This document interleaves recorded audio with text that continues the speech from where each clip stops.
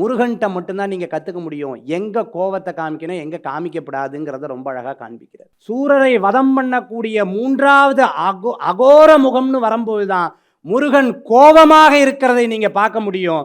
வீரமாக இருக்கிறதை பார்க்க முடியும். மற்ற எந்த இடத்திலையும் முருகன் சாந்த முகமாக இருக்கிறத நீங்க பார்க்க முடிகிறது. அதனால தான் அழகென்ற சொல்லுக்கு முருகா அப்படின்னு சொல்லக்கூடியது. அந்த முருகனுடைய முகத்தை பார்த்தேன்னா அவ்வளோ. முருகனை கும்பிட்டா கம்பீரம், முருகனை கும்பிட்டா தைரியம், முருகனை கும்பிட்டா எல்லாத்துக்கும் ஒரு தைரியம் வேணும். ஸ்கூலுக்கு போனோம்னா ஒரு தைரியம் வேணும். சின்ன வயசுல ஸ்கூலுக்கு போகிறது காலெல்லாம் நடுங்கும். ஏன் நடுங்கிறது? ப்ரேயரில் நிற்கணும், பாஸ் பண்ணணும், எக்ஸாம் எழுதணும். எக்ஸாம் வரும்போது கையெல்லாம் நடுங்கும்.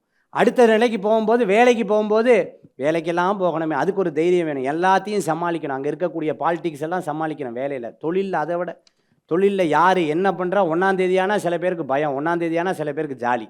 அப்போது ஒவ்வொரு இடத்துலையும் ஒவ்வொரு பிரச்சனைகள் இருக்குது. இது எல்லாத்தையும் ஃபேஸ் பண்ணுறதுக்கு தைரியம் வேணும்.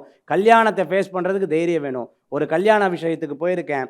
பொண்ணு மாப்பிள்ளையை உட்காந்துட்டு இருக்கார். வாத்தியார் அங்கே மந்திரம் சொல்லிட்டு இருக்கார். மாப்பிள்ளைக்கு கையெல்லாம் நடுங்கிறது, கிடு கிடு கிடு கிடு கிடு கிடு நடுங்கிறது. பொண்ணு தைரியமாக உட்காந்துட்டு இருக்கா. அடுத்து தாலி கட்டுறது நீ தானே கட்டு அப்படின்னு.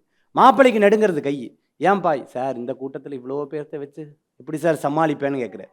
அப்படி தாலி எடுத்து கட்டும்போது நடுங்கிறது. அப்போ கல்யாணத்துக்கு ஒரு தைரியம் வேணும். குழந்தை பிறந்ததுன்னா குழந்தைய ஸ்கூலில் படித்து காப்பாற்றி வேலைக்கு அனுப்பி அதுக்கு ஒரு தைரியம் வேணும்.